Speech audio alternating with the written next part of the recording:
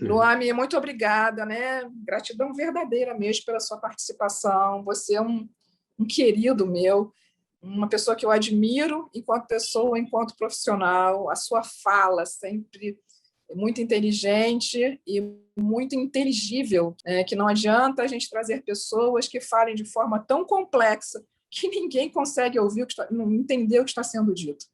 É importante, eu acompanho o seu núcleo, né, de filosofia, acompanho as palestras, acompanho os trabalhos e acho muito impressionante a forma que você tem, a competência que você tem de se fazer entender. E nesse momento que a gente está vivendo, é importante que a gente se entenda cada vez mais, que a gente arranje modelos de entendimento uns com os outros. Muito obrigada pela sua participação. Muito obrigada mesmo. Obrigado, Fátima. Obrigado a você. Quero agradecer pelo convite mais uma vez, né? Sua iniciativa, do seu projeto. Parabéns pelo seu esforço. Estamos aí novamente. O nome do tema que eu resolvi falar, né, chama Escravos da Liberdade, né? Para além do like. Ou seja, é uma coisa estranha que a gente poderia pensar, né? Escravos da liberdade, seria quase um paradoxo. A gente poderia pensar, antes de tudo, no sentido, o Foucault, que foi um grande filósofo francês, ele fala muito sobre a sociedade disciplinar. Existiria um tipo de sociedade, que ele chama de disciplinar, onde a gente ficaria preso ou confinado em lugares fechados. E a gente tem uma grande estrutura dessa sociedade, ou dessas sociedades, o panóptico, né, que é uma espécie de torre que fica vigiando as pessoas. Então, essa torre pode até estar vazia, mas os prisioneiros que estão em torno dela acham que tem alguém, ele não consegue ver quem está lá, está sendo vigiado o tempo todo. Então, uma ideia é que você está sendo vigiado, que você está sendo confinado. Isso é muito interessante, né? Ou seja, esse tipo de sociedade disciplinar, ela estaria ruindo hoje, né? Uma sociedade que funcionou muito bem há 30, 40 anos atrás. E agora ela estaria ruindo, enfraquecida. Ainda existem, obviamente, dispositivos disciplinares, mas vai ter um pensador chamado Deleuze e vai chamar-nos a atenção de nós para uma coisa terrível, que é uma outra sociedade que está sobrepondo essa, que seria a sociedade de controle. O que seria a sociedade de controle? Ela seria muito produzida também pelos sonhos dessas pessoas que estavam na disciplinar. Então, imaginemos, a gente fica preso num lugar fechado, nas salas, né, no colégio, nas prisões, no exército, nos manicômios, todos os enclausuramentos. Eles geram uma vontade de lugares abertos. Então, a gente cai numa armadilha achando que basta a gente estar em lugares abertos, que a gente está livre. Então, há uma grande captura hoje, justamente em nome da gente achar que está sendo livre. Então, eu sou livre porque eu trabalho em casa e eu sou dono do meu trabalho, tenho minha microempresa. Agora eu cuido do meu negócio. Antes, não.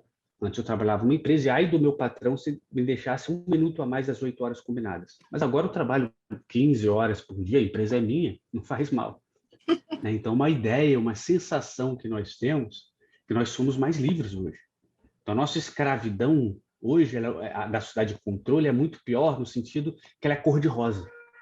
Antes você tinha uma força negativa do lado de fora, um patrão chato, um ditador, que te empurraria para certos lugares.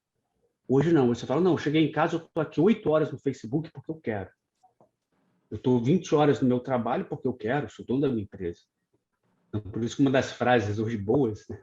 Tem até uma música do Chico César, né? Deus me proteja de mim. Deus me proteja de mim. Ou uma frase que a gente poderia pegar também, que é me proteja do que eu quero. Ou seja, a escravidão hoje, a coação, ela vai ser gerada muito em nome do eu quero.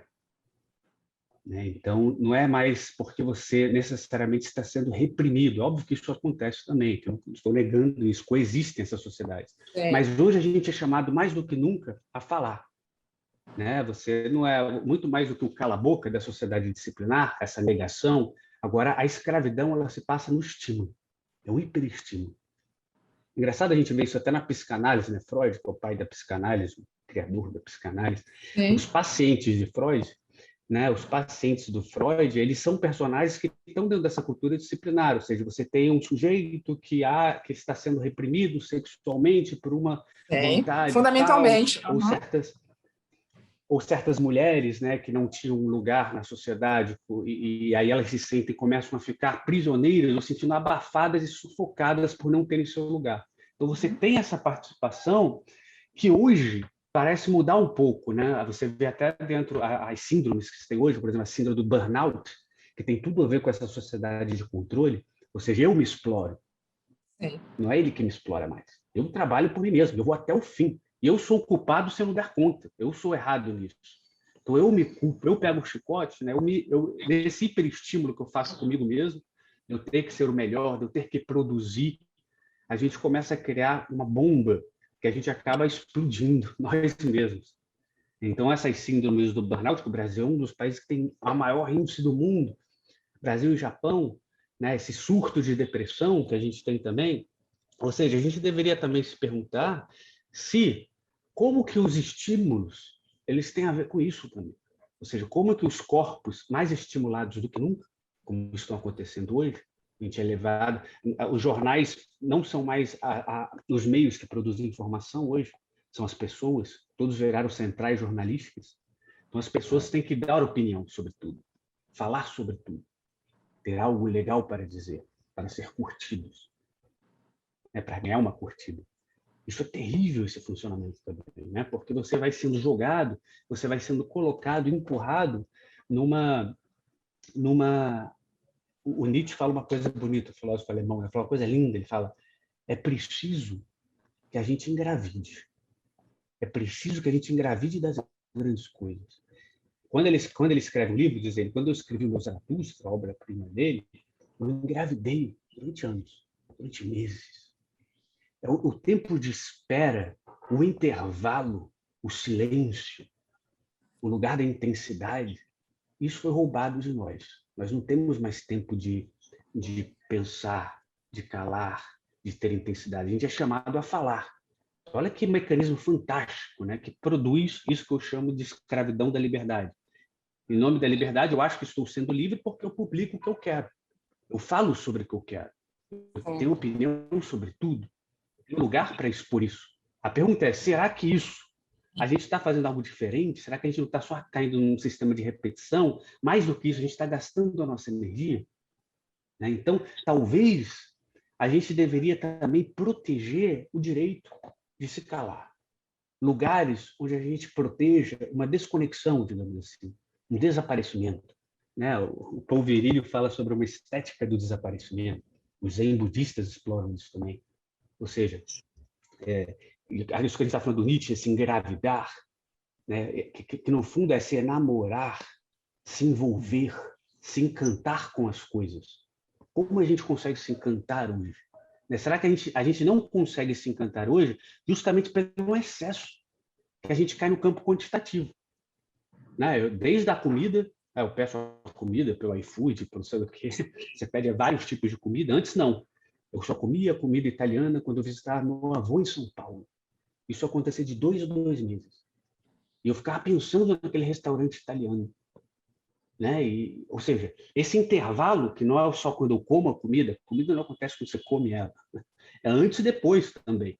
Ela vai ganhando força ali. Então você lembra, você se afasta. Ou seja, é preciso criar um distanciamento onde algo acontece também. Então, a gente tem a ilusão que as coisas só acontecem quando a gente chega, quando eu estou comendo, por exemplo, no caso da alimentação. Né? Essa sociedade que o Byung, um filósofo sul-coreano, vai falar que é a sociedade que a gente está numa sociedade do explícito. A gente acredita que quanto mais explícito a gente chega nas coisas, mais a gente chega lá. E é o contrário. Né? O explícito nos tira da intensidade. Ele nos deixa na extensividade das coisas. Você vê um corpo nu, por exemplo, mas você não tem nenhuma amorosidade por aqui. Puramente anatômico. Você perde, inclusive, a sensualidade. Isso de tudo. Então, as coisas vão tornando cada vez mais quantitativas e a gente vai perdendo essa capacidade de entrar no campo intensivo das coisas. Né? Imagine, por exemplo, antigamente a gente tinha cartas. Olha que coisa bonita. Há muito tempo atrás existia uma época que as pessoas escreviam cartas. O que é escrever uma carta? Senão um exercício profundo de intervalo. Você escrevia uma carta na Idade Média, onde a donzela escrevia com a letra dela, obviamente, com a caneta dela, com a pena, né? Ela escrevia aquilo de lá e colocava uma flor favorita dela naquela carta. Ela não sabia se a carta ia chegar, porque um cavaleiro tinha que atravessar a Floresta Negra, onde tinha vários assaltantes, né, e bárbaros, demorava meses para chegar. O amado que estava esperando a carta, a resposta dele, ficava meses pensando: será que ela está viva? Será que está demorando porque ela não gostou das minhas palavras? Eram vários serás. A questão é, será que no meio desses será a gente fala que coisa boba, né? Hoje em dia a gente tem o WhatsApp, o Instagram, você manda na hora. Mas será que a gente também não perde com isso a capacidade de imaginar? Um distanciamento onde talvez seja responsável, inclusive, pela capacidade de amar. Não é certo que amaremos para sempre. Os experimentos que fazem com os nossos corpos, esse ritmo enlouquecido que toma conta dos nossos corpos, favorece com certeza um campo extensivo, onde o amor vira uma coisa quase imperceptível. Você não se conecta mais com isso. Você não tem um tempo para isso acontecer. Então, esse tempo das cartas, né, você recebe a carta, envia a carta, fica pensando, imaginando. Quanto mais informação a gente tem, menos imaginação a gente tem.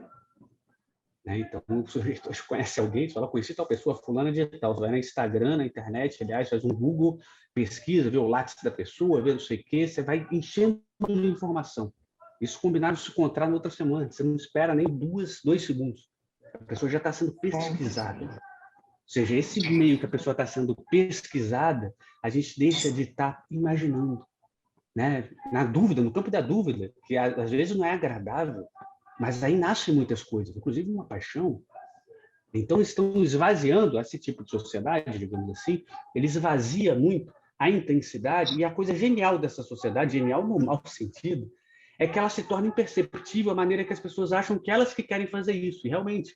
Então, ninguém está obrigando. Eu quero estar aqui na minha rede social, eu quero estar aqui fazendo isso, e a gente não consegue pensar a tecnologia. O Paul Virilio, que é esse pensador francês, ele fala uma coisa bonita. Se os pré-socráticos, os gregos pré-socráticos, que inventaram a filosofia, eles pensaram na physis quando eles inventaram a filosofia. A physis é a natureza. Pensaram de onde surgiu o mundo, qual o princípio do mundo, a água, o fogo. Isso na época deles. Eles tinham que enfrentar isso simplesmente para poder viver, porque era uma sociedade que era cercada por mitologias, por religiosidades, onde você tinha medo de crenças que esmagavam o seu pensamento. Você não podia ter uma liberdade no meio de tantas crenças. Então você começa a observar o mundo para poder viver. E o Paul Virilio fala, se fosse hoje, a primeira coisa que eles colocariam no pensamento era justamente a physis também, mas a natureza no termo amplo. A natureza, a tecnologia, sem dúvida, faz parte da nossa natureza. Ela entra no nosso corpo. Então os pré-socráticos estariam, sem dúvida, pensando que é uma questão de liberdade, aí liberdade com L maiúsculo, não essa liberdade, escravos da liberdade que a gente colocou, que é uma sensação fraca e agradável de liberdade, onde a gente está sendo escravizado. Ou seja, o que está em jogo é o nosso espírito, é a nossa alma. E é difícil combater isso, esse esgotamento que as pessoas têm, e aí muitos causa depressão e muitos, essa dívida, pessoas endividadas, não só financeiramente, mais do que isso, espiritualmente. Tenho 5.000 amigos no Facebook, eu não consegui dar parabéns ontem para um deles. Eu estou devendo, outro viajou, outro... a demanda vem de todos os lados agora.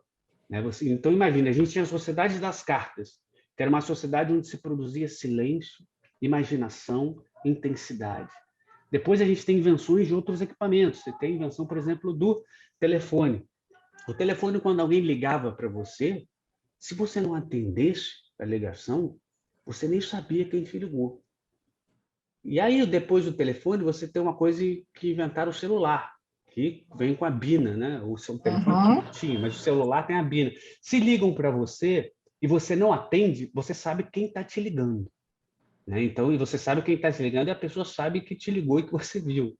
E depois você tem outras tecnologias mais recentes, como a gente está, como o Zap, né? Que a pessoa manda uma mensagem para você, mesmo que você não atenda, e mesmo que a pessoa não só sabe quem mandou, como já é dado uma mensagem, que te coloca dentro de uma dívida, onde você tem que responder, onde você tem que participar. Você está sendo demandado por todos os lados. Então, a gente tem máquinas hoje. O que é o celular se não uma máquina de interrupção? O que é o celular se não uma máquina de quebrar os intervalos, né? De roubar nossos intervalos? A pessoa não consegue hoje subir o elevador 3 andares sem pegar o celular. E o que aconteceria nesses 3 andares? Isso é uma matéria no jornal, uma matéria boba, falando que quanto tempo de vida você perde no elevador do 8º ao 1º andar, se mora no 8º andar e perde não sei quantos segundos.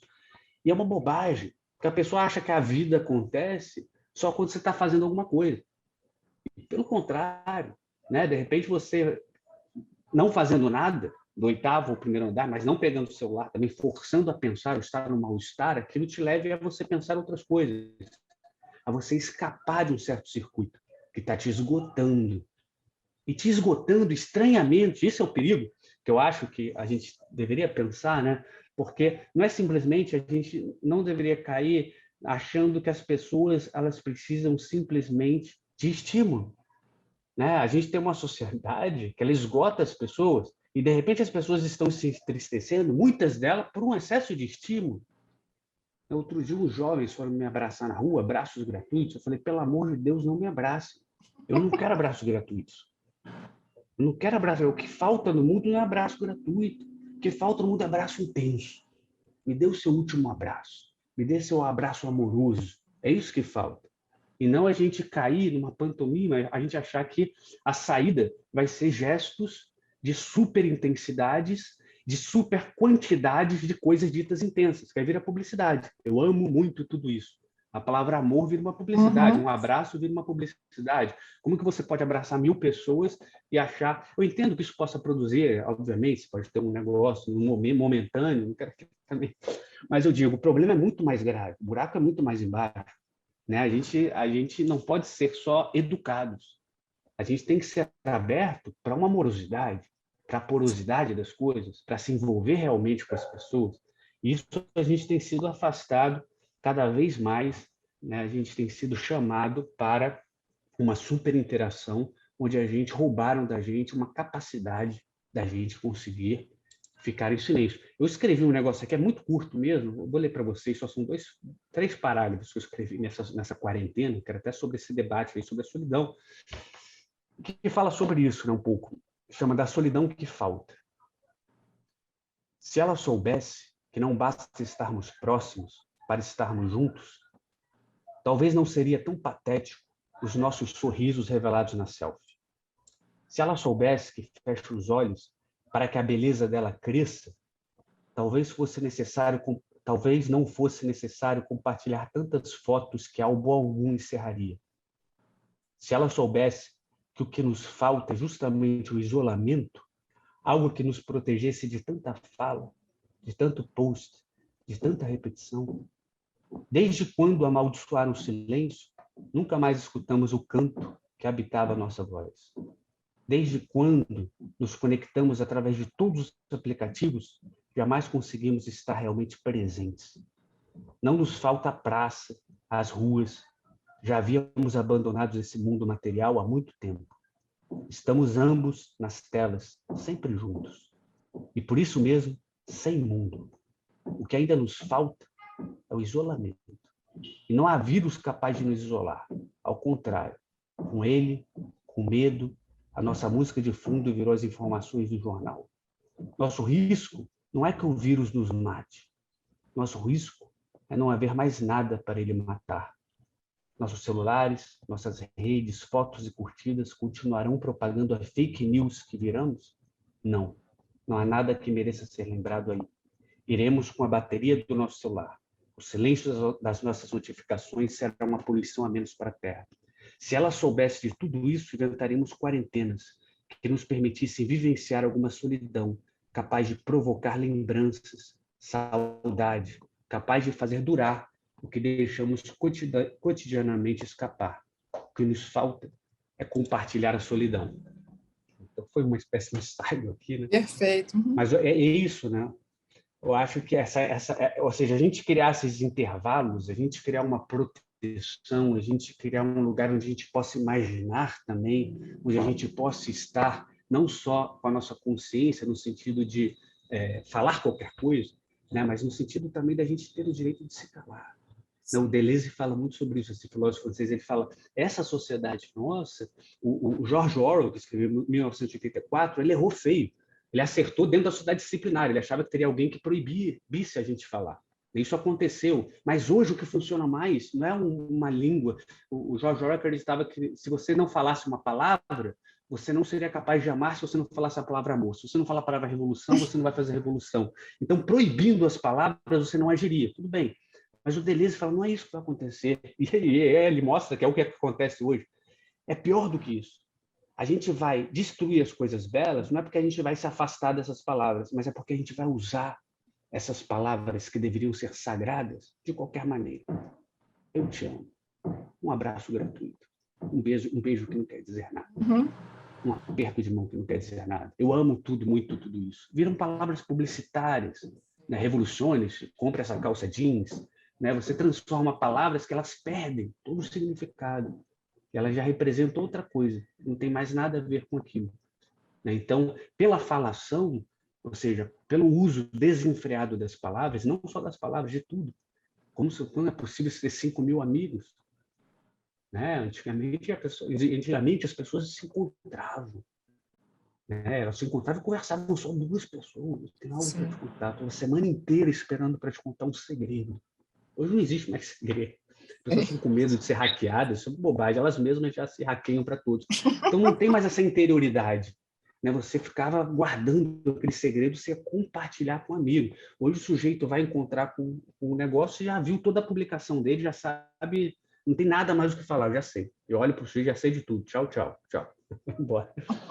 Então, a gente perdeu essa capacidade. Talvez a gente deveria pensar um pouco sobre isso. Reconquistar o encanto da vida, e talvez, né, o tema da palestra, o tema desses encontros passa por isso, né, uma produção de uma alegria, mas com uma alegria que não seja essa alegria publicitária, que a alegria já virou uma palavra também publicitária, tem que tomar cuidado, tem que limpar as palavras, é o que a gente está, né, tentando colocar. Então, a alegria no sentido que pede uma atividade nossa, a alegria que nos dê liberdade, que a gente crie também, não que a gente seja esmagado por todo tipo de informação. Né? O Deleuze fala uma coisa engraçada, os casais à noite, quando se encontram para jantar, eles estão vomitando informação. Você olha 2 casais conversando no restaurante, eles não conseguem parar de falar, porque eles ficam todo o tempo se exercitando. Isso o Deleuze fala na crise de 90, ele nem viu essa história das redes hoje. Né? Então, imagina hoje, a linha do tempo do Instagram inventou um outro olho. Não há dúvida que o olho foi inventado, um olho diferente. As próprias pessoas que veem Instagram hoje, há 3 anos atrás, elas não conseguiriam ler essa velocidade da linha do tempo que elas fazem. Elas jogam para cima, você nem ia entender nada. Assim como foi no cinema, os primeiros filmes de cinema em movimento, em navios, as pessoas vomitavam na sala de cinema porque ficavam enjoadas com a câmera. Você inventa um novo corpo. Então, a gente está dentro de um ritmo que você faz assim. É igual tempos modernos de Chaplin. Você não vai conseguir o Chaplin ficar lá fazendo na fábrica 8 horas no tempos modernos, fazendo o mesmo movimento. Ele sai de lá fazendo isso. Então, como é possível a gente achar que a gente vai fazer isso daqui, passar a linha e eu vou ler 25 mensagens por segundo e eu vou conseguir conversar com o meu amigo depois? Então, a gente está ficando cada vez mais raso nesse sentido da conversa, e a conversa envolve sempre uma velocidade. E a velocidade hoje é a mais rápida possível. Se você fala com alguém, aí, tudo bem? Se a pessoa falar não, aí da pessoa. Né? Você não quer ouvir um não. Sim, de fato, nós não perguntamos para saber. Tudo, você, tudo. Nós não perguntamos para saber. Né? Exatamente. Mas diga aí, Fátima, desculpa, eu não sei como que é o funcionamento aqui, me perdoa. Olha, eu tenho já. Não sei se eu estou atropelando aqui. Eu tenho uma pergunta que fizeram no YouTube. Posso perguntar, passar aqui? Claro. Luâmia, a Marta Santos está perguntando o que justifica essa busca incessante por estar conectado o tempo todo, já que se existe a palavra espera, aguarde, não posso. Pois é, né? Eu acho o próprio exercício, quando a gente vai para a academia, né, é muito claro, quando todos vão para a academia e começam a fazer esteira e exercícios, eles veem o bíceps aumentando, a barriga diminuindo, e as pessoas acham que isso não acontece com o nosso espírito. Né? Então, sem dúvida, essa tecnologia, quando a gente se envolve com isso, há um esvaziamento contínuo de intensidade. Esse esvaziamento contínuo de intensidade, não há dúvida que nos leva cada vez mais para a extensividade. Né? Você vai querer trocar de assunto. Como assim? A gente já conversou 5 segundos sobre isso. A gente vira uma espécie de jornal nacional, jornal da noite. Né? Um pinguim morreu no Alasca, agora o ganhador da Mega Sena. 3 segundos você troca de assunto. Uma produção de esquizofrenia nesse sentido de vários lados, você fica pensando em várias coisas ao mesmo tempo. Incrível! Você não pode mais parar e pensar. E justamente por isso, como não tem nada, as pessoas vão ficando cada vez mais vazias, você tem que insistir no ritmo mais acelerado. Não tenho mais nada para falar sobre isso, mas você já viu? E na minha mente fica varrendo vários assuntos que eu vi ao longo do dia, que eu estou sendo demandado. Então, nós entramos num circuito onde a gente, de repente, é jogado para vários lados. Tinha uma propaganda de um Guaraná, que o sujeito andava na praia e via alguém jogando vôlei que chamava ele. Ele imaginava ele jogando vôlei. Saía um de dentro dele e ele continuava. Aí uma mulher chamava ele, imaginava outro indo conversar com a mulher. Aí outro chamava. Ele se dividia em vários. Essa é a sensação que as pessoas têm hoje. Você está aqui, mas tem um amigo seu que está chegando dos Estados Unidos e tem uma despedida de não sei quem, tem não sei... Você sempre acha que aqui a vida não está passando, você está perdendo tempo. Então, como que você vai construir uma amizade no meio disso? Tem 3 mil amigos no Facebook, você está conversando com um amigo, só um amigo, que perda de tempo, hein? Vai ver se você recebeu alguma mensagem, né?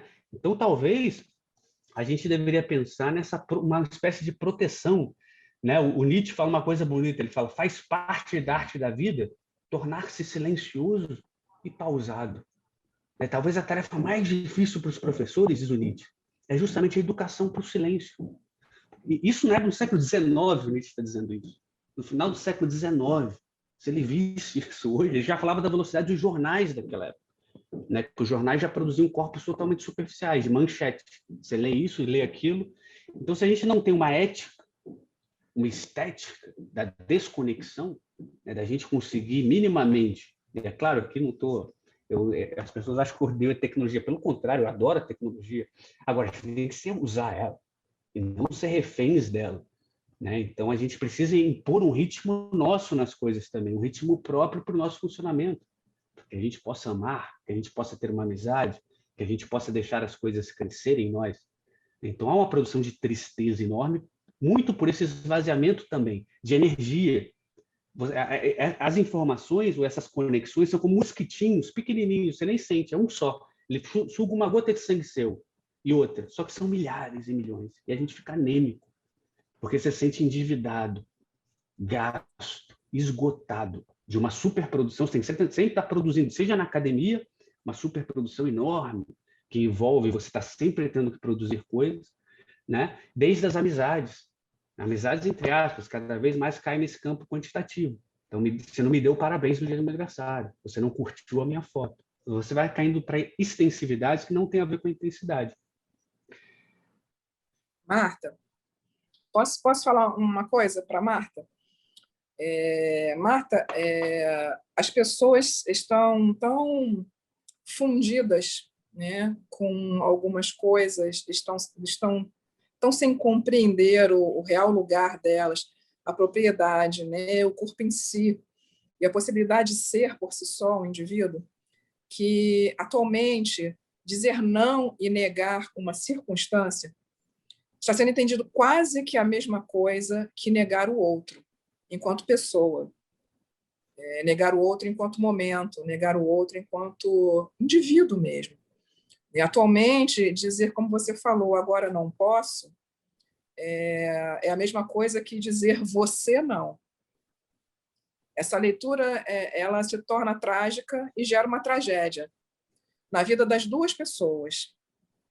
Se sempre foi difícil, se sempre se comentou, né, o quanto dizer não era difícil, hoje dizer não é castigável.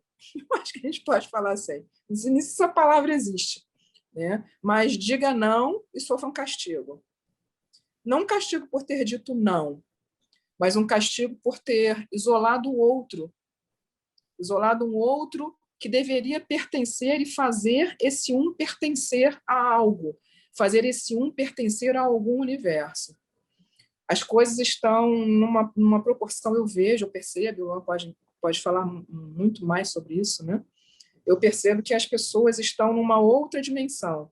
Elas saíram um pouco da dimensão do prático, elas saíram um pouco da dimensão das coisas, né? Elas se coisificaram e geraram para elas um sentimento de hipossuficiência o tempo inteiro. Elas não conseguem, como você falou, né, responder a 365.742 mensagens que ela tem por mês. Elas não conseguem. E, nesse ponto, elas se julgam e julgam ao outro. enquanto incapazes, inconsistentes e incompetentes para qualquer tipo de relação.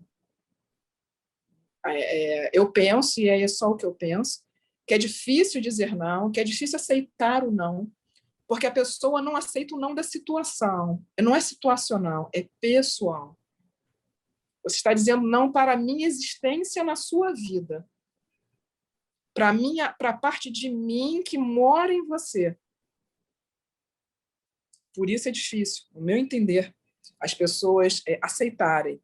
Agora não. Não sei se, de fato, a gente consegue considerar como um vício. Eu não sei se a gente poderia falar ou estabelecer diferenças entre vício e dependência nesse momento. Não saberia falar. Mas sei que as pessoas estão tendo uma autorreferência a partir do índice de aceitação do outro, as suas propostas, as suas postagens, as suas fotos, aos seus likes, as suas mensagens. Elas estão tentando ter uma ideia de si mesmas através do like do outro. Essa questão que a gente estava falando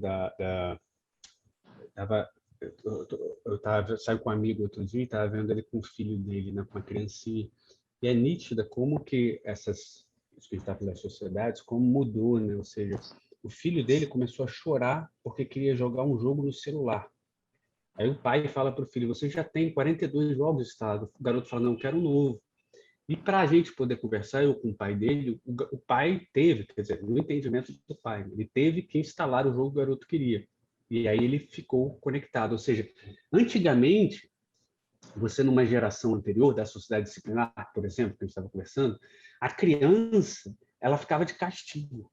Então, ela convivia muito mais, seja de castigo à criança ou até no colégio. Você, às vezes, ia no colégio, digamos, duro, onde o professor era uma autoridade, que você não queria estar ali, você era obrigado a conviver com aquilo e você se desligava. Mas você estava lá dentro na sala, senão que a criança não queria prestar atenção, ela tinha que fingir que estava ali e pensar em outras coisas.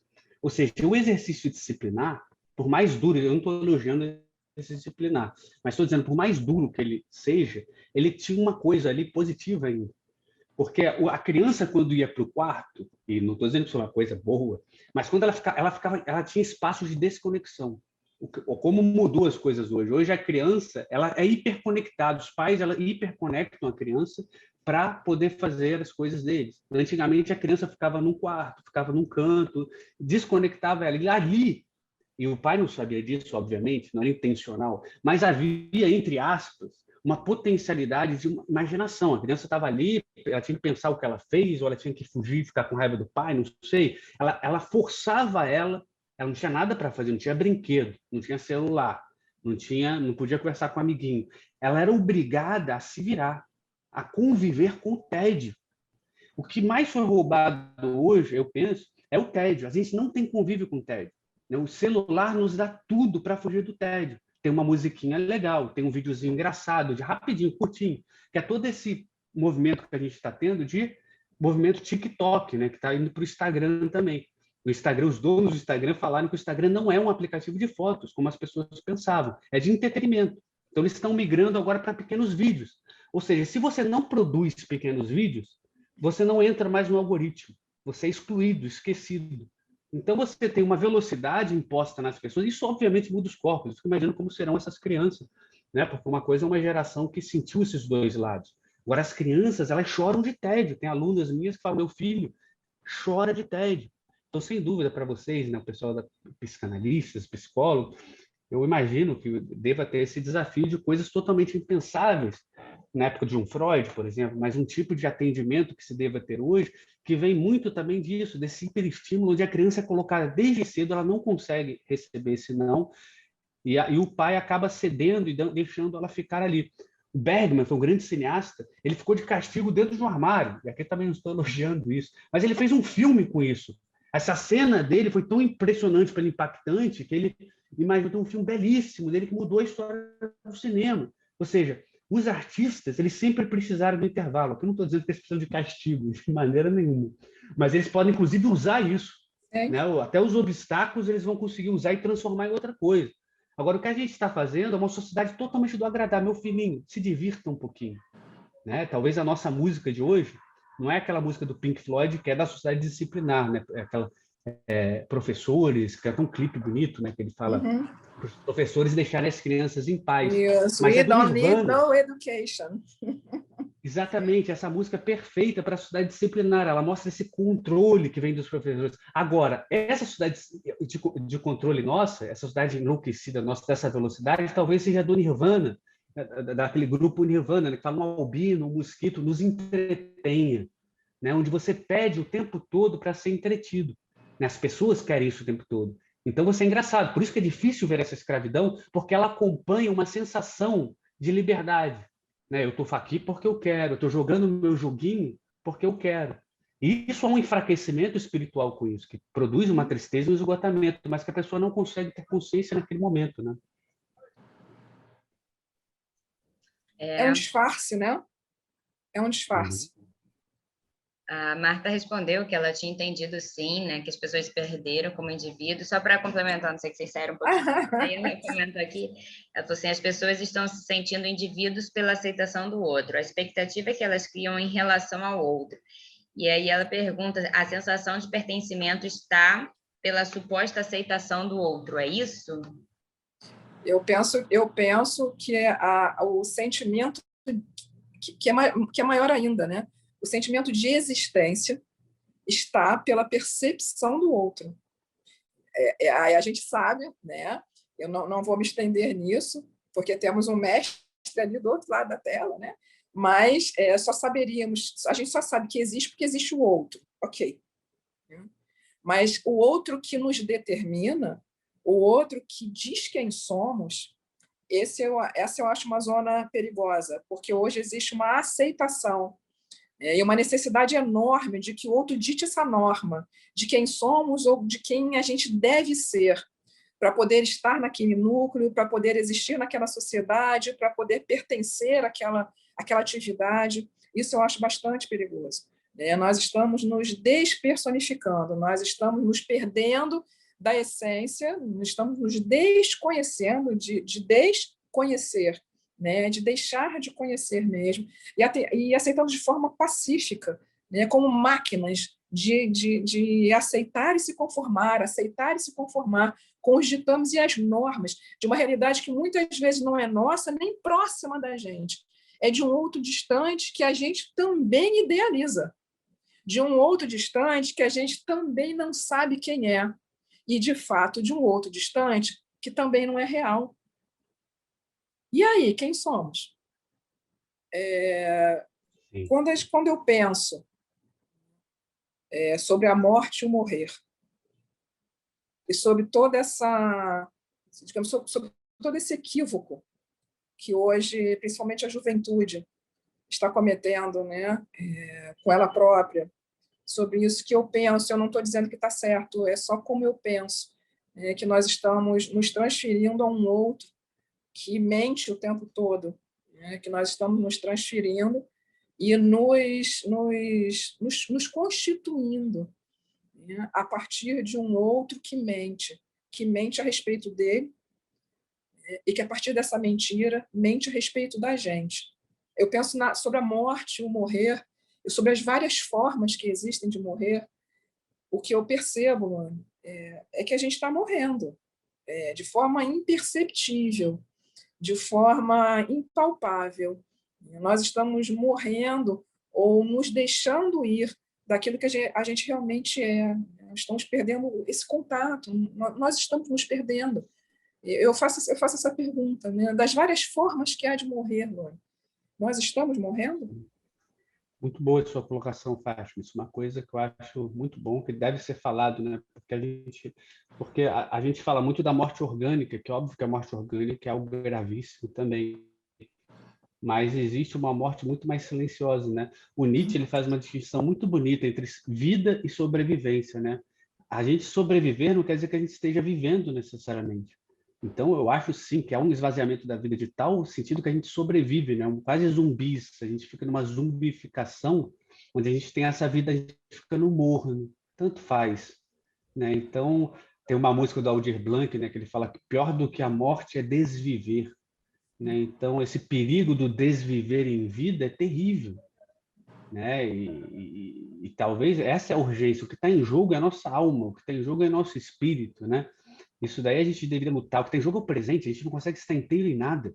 A pessoa não consegue assistir nada, conversar com alguém, amar alguém, ter uma amizade de verdade. O que está em jogo é tudo isso, não é brincadeira, né? Então, há um esvaziamento de tudo, das pessoas. Há um deserto de pessoas, né? Eu acho que até essa figura do outro, os corpos estão mudando, né? Porque como você encara o outro ou outra pessoa, aquilo de lá quase já não é mais uma pessoa, nesse sentido que não está mais preparado para conversar, para te ouvir, não tem um ritmo para te escutar, como você falou, aquilo de lá é um amaranhado de estímulos que vai nos colocar e vai emitir certos signos que causam impactos em todos nós, né? Mas é impressionante mesmo como cada pessoa, ela busca apenas do outro, digamos assim, o que poderia se refletir. Outro dia, uma amiga minha tirou foto com outra amiga, eu vi as duas tirando um selfie, né? E aí falou: nossa, ficou ótimo nossa foto. E a foto aparecia só uma delas, porque cortou a outra. E a amiga nem reparou que tinha cortado a outra, né? Porque as pessoas só se veem. Elas não conseguem, só escutam o outro nesse campo da curtida. O outro só serve se você para curtir ou não curtir, só isso, e fique quieto. É o like. Né? Porque também não interessa o outro enquanto contar dos seus problemas, conversar longamente, eu não quero saber disso. Eu quero que você me curta. Então é terrível esse sistema que a gente entra, que aí sim, é um sistema terrível que eu acho que a vida fica difícil passar num sistema desse, né? E aí você vai ter figuras, por isso escravos da liberdade, você vai ter figuras que têm 3.000 amigos. Essa pessoa parece tão feliz, de repente entra em depressão, né? Essa pessoa parece ter uma vida com tantas postagens, tantos seguidores, não sei, e a pessoa leva surpresa, porque isso não é possível se sustentar, né? Eu acho que as pessoas deveriam ter um livro fantástico, que é considerado um dos maiores escritos da humanidade, que chama Morte de Ivan Illich, que é justamente sobre esse tema, né? Que a vida ela tem que ser mais que uma mera sobrevivência. E a história de um juiz que faz todo um percurso, isso na época do Tolstói, que escreveu o livro, não existia, obviamente, esses recursos, mas ele coloca o status, uma pessoa que busca ser juiz, importante é ganhar um salário X, ele consegue tudo isso. Quando ele consegue tudo isso, é aí que a depressão vem. Porque quando ele consegue tudo isso, é que ele vê que tudo isso não basta para ele ser feliz, né? Então é pior do que aquela pessoa que fala: ah, eu não sou feliz porque eu não tenho. O Tolstói é mais cruel ainda, é belíssimo, que ele fala: não, então tá bom, você vai ter. O sujeito bota a desculpa: não sou feliz quando ganhei na Mega Sena, mas quando eu ganhar eu vou ser feliz. É como se a tragédia mesmo acontece, é quando você ganhar na Mega Sena que você vai ver a tragédia chegar. Porque aí você não vai ter mais desculpa para comprar o carro que você quer, a casa que você quer, e a gente vai ver se essa felicidade vai se dar nesse regime de signos. Sim. A busca pela felicidade se tornou a busca por algo que complete, que como um quebra-cabeças, um jogo, mas que complete o quê? A figura do jogo, a figura do quebra-cabeças, ela não está clara. Completa o quê? E, geralmente, quando as peças se montam, a gente vê algo disforme, a gente vê algo assustador, que a própria pessoa teme. Como você falou daquilo do que você escreveu, tem uma passagem que você fala que talvez o vírus, eu já não me lembro bem, mas não reste nada a morrer, não tenha mais nada para morrer, não tenha mais nada para matar, não tenha mais nada para atingir. O que foi que houve com a gente? Sim, exatamente. Essa preocupação, às vezes a gente se preocupa muito: eu vou comer o alface orgânico, eu quero viver até 100 anos, eu quero... Como se a gente estivesse vivendo, né? A gente às vezes esquece: peraí, mas vamos viver decentemente, vamos viver com V maiúsculo, vamos lutar para ter intensidade em nossas vidas. Isso é importante, né? E não esse disfarce só orgânico. Como todos os aparelhos hoje tecnológicos são de medições, né? Você tem relógio que mede seu batimento cardíaco, conta os passos, você transforma tudo em algo quantitativo. Hoje eu perdi tantas calorias, eu andei 3.000 passos, mas não tem nada intensivo. O quantitativo eu entendo que é mais fácil comunicar com as pessoas e satisfaz. Ah, você andou 3.000, eu andei 2.000. Ah, você andou mais do que eu. Né? Mas a questão é: o que você pensou e sentiu na sua caminhada? O Nietzsche, a maioria dos pensamentos dele surgiu enquanto ele caminhava. Então você não caminhava do ponto A ao ponto B. O ponto A ao ponto B era um pretexto para você sobrevoar. Então, isso não dá para ficar falando, e por isso talvez seja mais difícil, né? Porque é mais fácil a gente falar quantos passos quantas calorias a gente perdeu. Mas esse campo estranho que é a vida, né? Você vai falar estranho, você ama alguém, você fala, por que você ama essa pessoa? Ah, porque ela tem 1,60 m, o cabelo dela é preto, ela mora em tal lugar. Isso não dá conta do amor, né? O amor é algo estranho também. Né? Só você sabe porque você ama perdidamente aquela pessoa. O Deleuze fala uma coisa bonita: é impossível você amar alguém ou ser amigo de alguém se você não captura a loucura dessa pessoa. A loucura da pessoa é justamente isso que extravasa as classificações. É o que faz com que ela não seja igual àquela outra. Todos nós somos um pouco loucos, aí loucos nesse sentido, de ter algo nosso, de diferente. E que, como você falou, Fátima, essa tecnologia, esse pensamento do outro, essa tecnologia que a gente está imbuído, vai matar cada vez mais as nossas diferenças. Porque você quer esconder. Eu vejo as crianças, impressionante, as crianças elas já têm a cara da foto, elas já ensaiam uma pose para tirar foto. Sorri, minha filha, para a foto, tem um sorrisinho já da foto. Ou seja, você não tem espaço mais para arriscar. Né? Você sabe que se eu sorrir assim, eu vou ter 25 curtidas. Se eu botar um pouquinho mais, eu tenho 32. Então, eu vou me enquadrando cada vez. Se eu usar roupa tal, se eu fizer tal movimento, as pessoas vão desde cedo enquadrando, desviando. Outro dia eu vi no Rio de Janeiro um show de um cantor francês que é um dos maiores do mundo. Outro dia, anos atrás, quando existia teatro, né? Infelizmente. E aí ele teve isso, esse rapaz. Ele tinha voz muito fina e no colégio ele sofria bullying. Se ele fosse esmagado por esses outros que o cercavam, ele se transformaria hoje numa pessoa, né, complexada.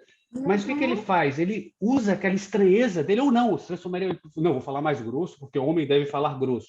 E seria hoje uma pessoa triste. O que ele faz? Ele protege a diferença dele. A minha voz é considerada estranha para essas pessoas. Eu vou explorar essa estranheza. Eu vou colocá-la no campo. Eu vou chegar com essa voz a sensações que pessoas com vozes normais não conseguem. Então, proteger o que é estranho nosso talvez seja algo que deveria ser sagrado e não destruir. E a gente tem um exercício hoje de covardia.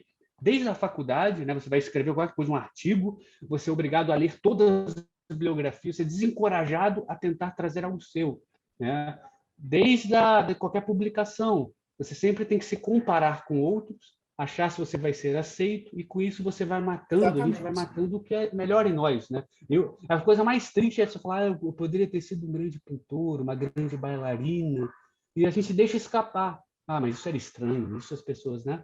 Então isso eu acho muito triste, realmente concordo que há muita produção desses outros tipos de morte que deveriam ser mais conversados e ter preocupação com eles também, né? Porque eles estão intimamente ligados com um tipo de morte que vai até o extremo da morte física também, porque vai causando um entristecimento, um esvaziamento de energia, que há um colapso, né? Essa é a palavra, há um colapso. Há um colapso entre o entendimento daquilo que nós somos, daquilo que nós representamos e aquilo que nós deixamos de ser.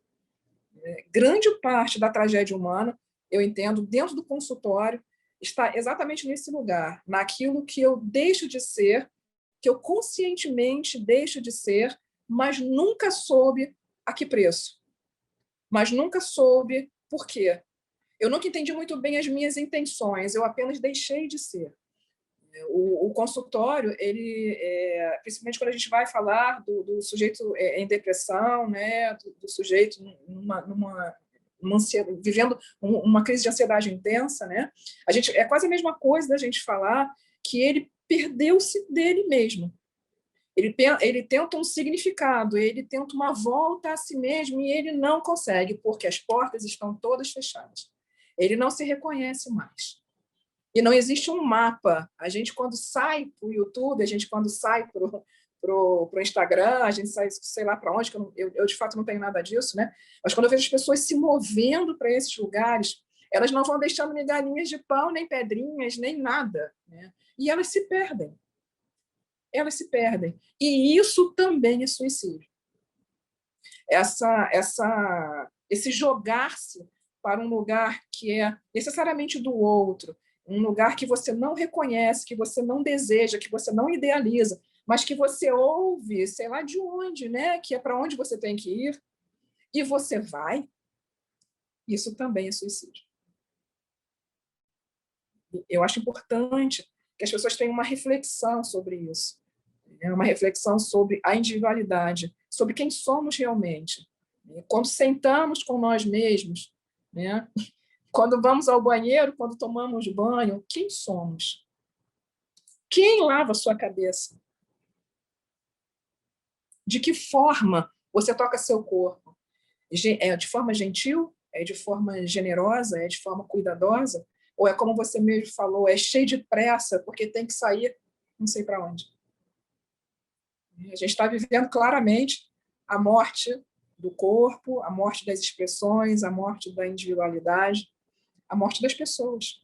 Sem dúvida nenhuma. Tem, inclusive, um movimento chamado transhumanismo, que é um movimento que busca uma vida, digamos, quase eterna, né? Uma imortalidade do homem na Terra. Mas essa imortalidade, ela tem um custo, é justamente a vida, né? Porque você constrói corpos cada vez mais esvaziados que estão sobrevivendo por sobreviver. Isso é terrível, né? Você acha que a vida é um batimento cardíaco e não o que acontece, as intensidades.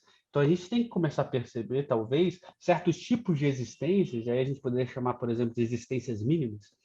Tem existências mínimas, ou seja, existências mínimas são aquelas que estão fora do padrão, que não são identificadas, mas a vida passa ali. Uma amiga minha outro dia estava falando que ela caiu no choro, lembrando quando ela era jovem, tinha 17 anos, ela recebeu um buquê de flores de um pretendente dela. E quando ela recebeu o buquê de flores, isso 30 anos depois de receber, ela contando a história, ela lembrou que tinha um bicho, um bichinho numa das folhas. Ela falou, meu Deus, um bicho para o rapaz. E o rapaz falou para ela, você sabe quantas floriculturas eu percorri para encontrar essas flores? Eu cheirei cada uma delas. Tinha que ser as flores mais lindas, a intensidade das cores, eu pensei em você. Você tinha tantas linhas ali, ou o brilho dos olhos do rapaz que estava encantado por ela, e ela se ligou justamente na linha do bichinho que estava na folha. Ou seja, há um enquadramento nosso, as pessoas são jogadas e levadas a ficarem enquadrando clichês ou coisas que não importam. E hoje ela chorando, contando essa história. Como, que bonito também é isso, né? Trágico, mas é bonito, porque de repente ela talvez nunca caísse a ficha. É como se ela recebesse aquele buquê de flores 30 anos depois.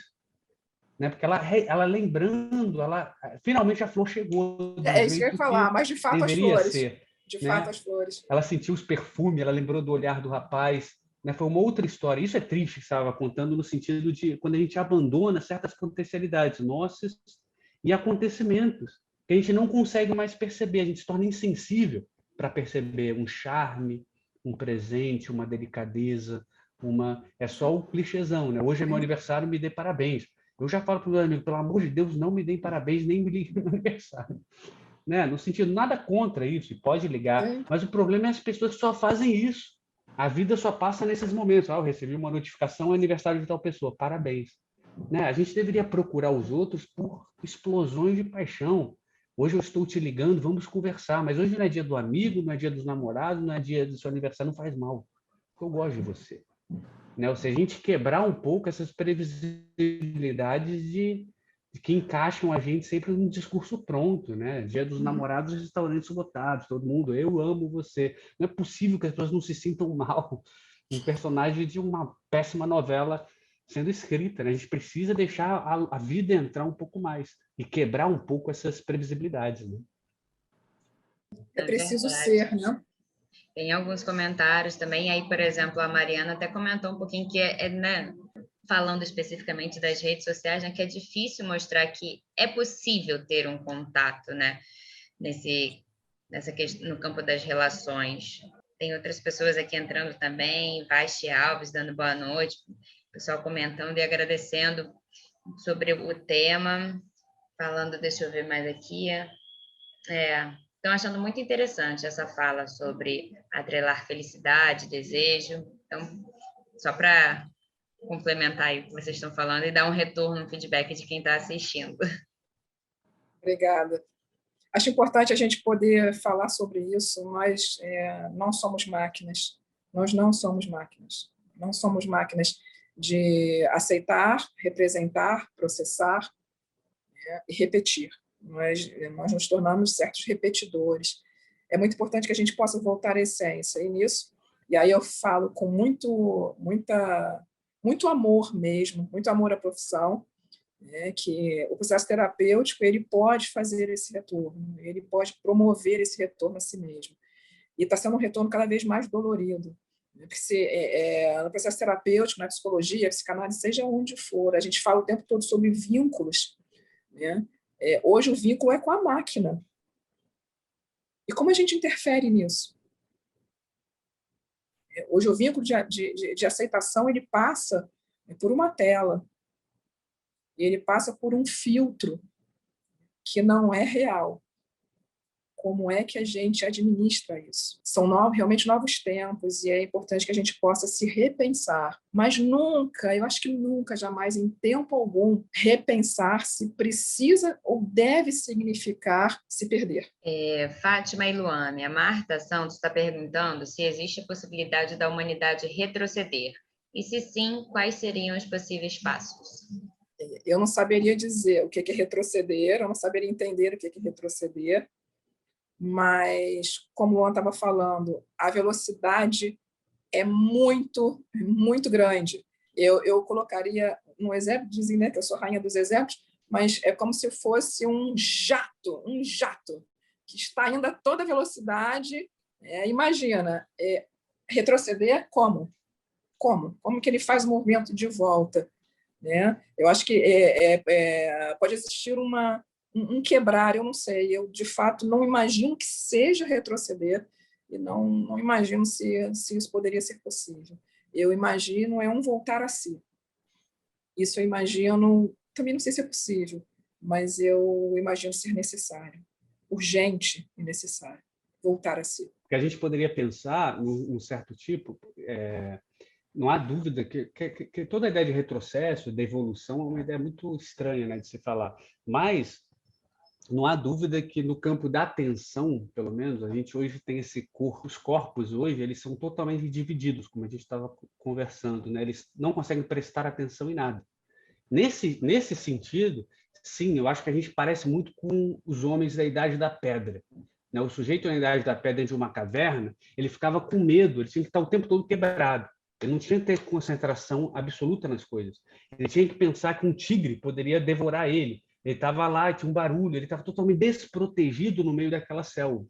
A gente, hoje, exercita um pouco isso. Né? Você está pensando no Instagram, WhatsApp, na pessoa que está ali, não sei o quê. Você não consegue estar inteiro. Tanto que você vê, né, hoje em dia, esses exercícios que tem por aí, profissionais de mindfulness, meditação, são todas tentativas de uma reconquista justamente do presente.